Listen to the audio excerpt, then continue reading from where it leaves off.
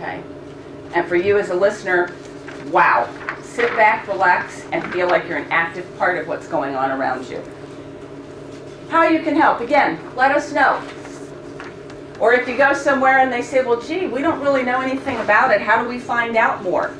Give us a call.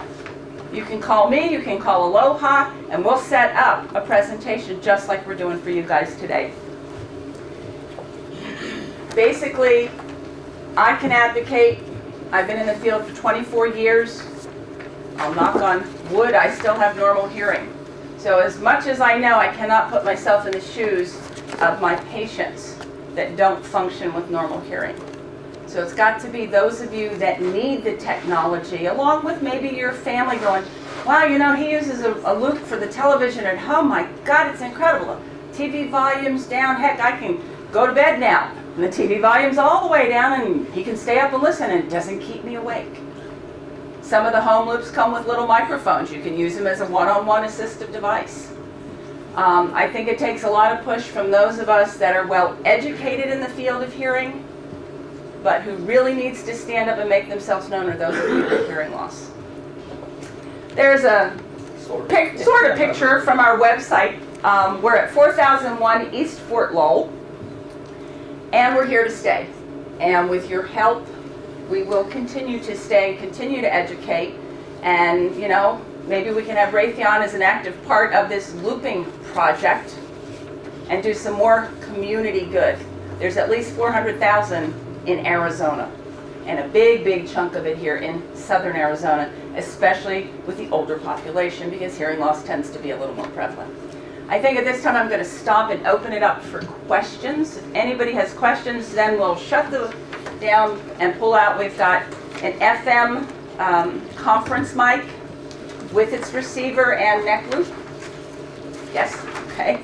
We have both portable loops, and if you want to come scope out the floor and see what the room looks like, that's available also. Questions, anyone? I just want to quickly talk a little bit about my experience with the loop, because she mentioned my loop is that I have one at home.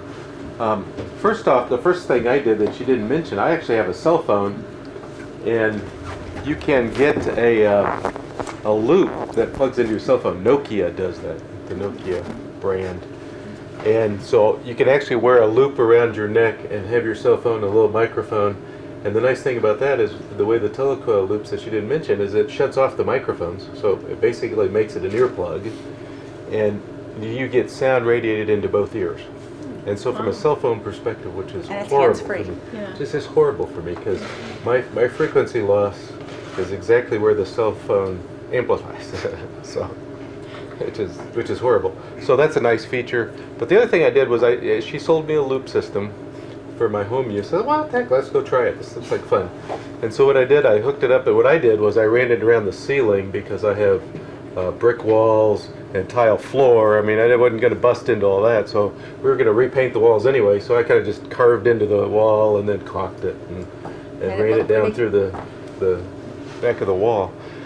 Plugged it in my TV, and what was kind of exciting for me was I was able to sit and watch television and not have to have the closed captioning. I could actually enjoy television without closed captioning. There's no way I can watch television without closed captioning. And in fact, I was able to close my eyes, and I was able to follow the male newscaster, which is, again, men's frequencies are worse for me, and actually hear what was going on. Now, the bad news was that you're sitting there in pleasure watching television, and all of a sudden my wife would walk in and try to talk to me, like, okay, hold on a second, switch. Okay, we have a solution for that. Okay. We have a solution for that. And I was going to say one more thing. Go ahead. She's not going to like this. But the day they come out with stereo loop system, so I can plug into my iPod, I'll be in heaven. Okay. All right, hang on. We have a solution for you, Dave. If you have the benefit of an MT, a microphone plus telephone switch, which yours is not on, but we can turn it on, so you have to come see me. You can have the benefit of the telecoil and the loop, as well as microphone environmental monitoring, so that your wife can come in and talk to you, and you can hear her. I need one. All right?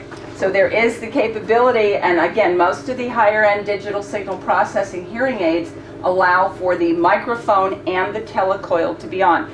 As Dave said, and I didn't, when you go to a strictly T-switch on a hearing aid or an implant, you have no microphone.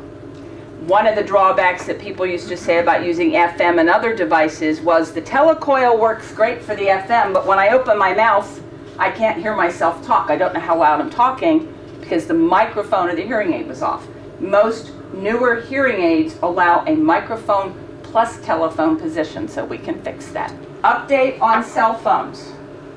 By 2007 or 2008, 50% of the manufactured cell phones, especially among the big movers and shakers, have to be hearing aid compatible, which means now your digital cell phone will have electromagnetic energy in it that you won't have to use a neck loop. You can pick it up, put your hearing aid on T and use it. Right now you cannot do that with older models because there's no electromagnetic leakage.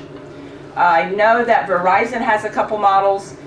You want to look for, I believe it's an M rating, it's an M3 or an M4. That indicates good, strong electromagnetic energy. You will be able to use the telecoil of your hearing aid or implant with your cell phone.